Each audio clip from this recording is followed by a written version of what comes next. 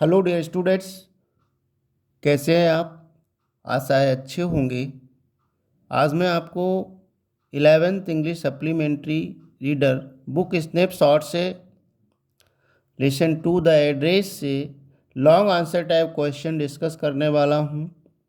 यदि अभी तक आप चैनल पर नए हों, चैनल को सब्सक्राइब अवश्य कर लें, जिससे आप मेरे आने वाले हर वीडियो का नोटिफिकेशन प्राप्त कर सकें। आइए शुरू करते हैं। क्वेश्चन है, draw a character sketch of Mrs Darling. Mrs Darling का चरित्र चित्रण कीजिए। Do you justify her behaviour toward Mrs S and her daughter. क्या आप उनके व्यवहार को मिसिस एस तथा उनकी बेटी के प्रति सही सिद्ध करते हैं, उसे जस्टिफाई करते हैं? आंसर देखते हैं इंट्रोडक्शन से। The story the address is a very touching story of a mother and her daughter who faces the consequences of war. प्रस्तुत स्टोरी द एड्रेस एक माँ और पुत्री जो कि युद्ध के परिणामों का सामना करते हैं, युद्ध के परिणामों का मुकाबला करते हैं, सामना करते हैं, उनकी एक हृदय को छूने वाली कहानी है। Mrs Darling is an important character in this story.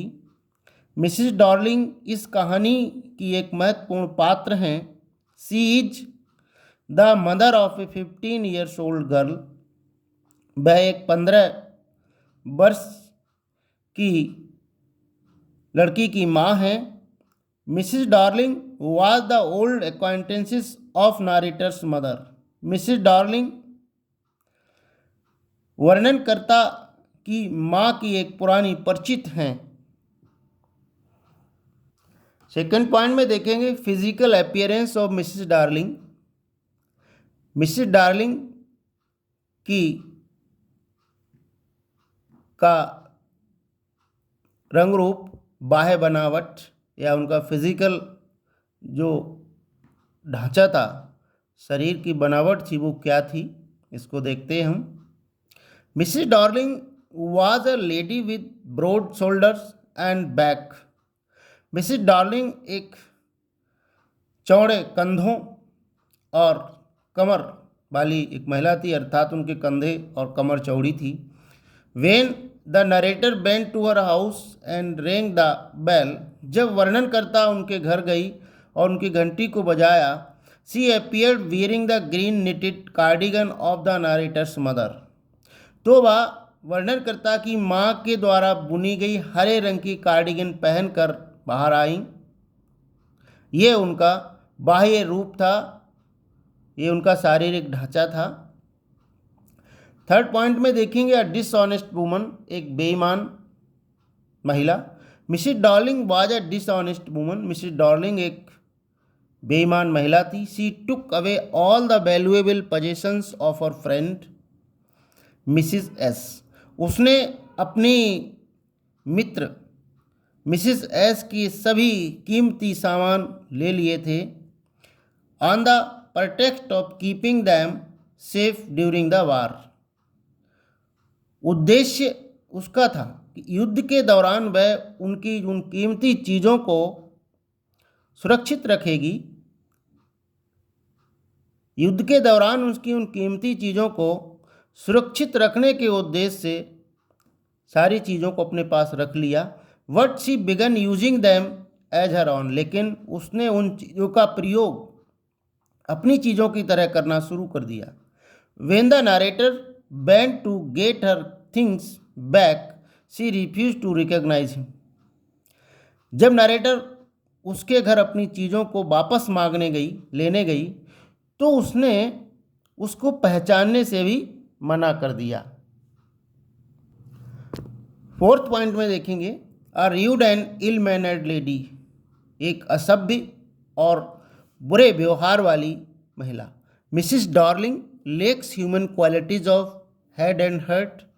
मिसिस डॉर्लिंग में मानवीय गुणों का अभाव था, कमी थी। She is rude and ill mannered, वह असभ्य और बुरे व्यवहार वाली थी।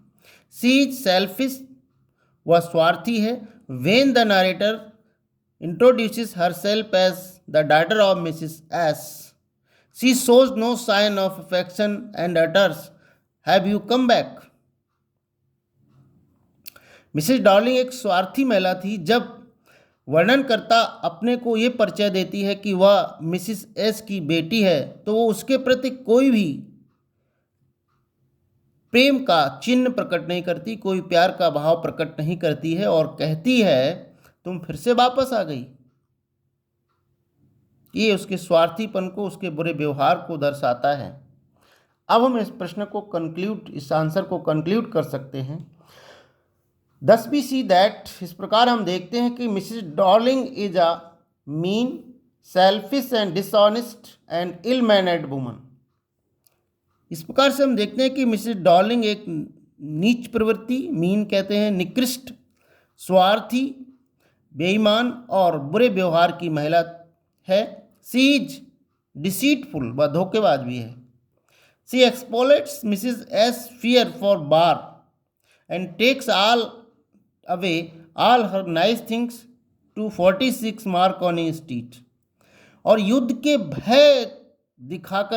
का भय दिखा करके वह मिसिस एस का शोषण करती है और उसकी सारी कीमती चीज़ों को अपने घर 46 मार्कोनी स्ट्रीट को ले जाती है।